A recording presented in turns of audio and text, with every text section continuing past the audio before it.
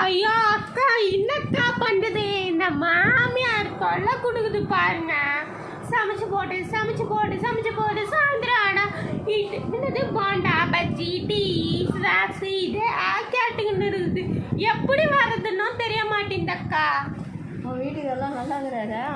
அவர் நல்லா தான் இருக்கிறாரு. நான் தான் இங்கே நல்லா நம்ம கிடக்குறேன். நீங்கள் எப்படி இருக்கீங்க? பரவாயில்ல, அப்படியே ஓடுது. சரி, அடிக்கடி வந்து பார்த்தா தானே அக்கா தங்கச்சிங்களுக்குள்ளே இருக்கிற பாசம் அப்படியே இருந்துக்கிட்டே இருக்கும். ஒருத்தர் வீட்டுக்கு ஒருத்தர் வரணும் பிறந்து இருக்கணும்ல. ஆமாங்கக்கா. என்னக்கா பண்ணுது இந்த மாமியாரை? இந்த மாமியாரை கட்டிக்கினாலுதுன்னு இருந்தால் நீ எப்போ தான் எல்லா இடத்துக்கும் வரதும் போகிறதும் இருக்கும். அதான் என்ன பண்ணுதுன்னு தெரியல.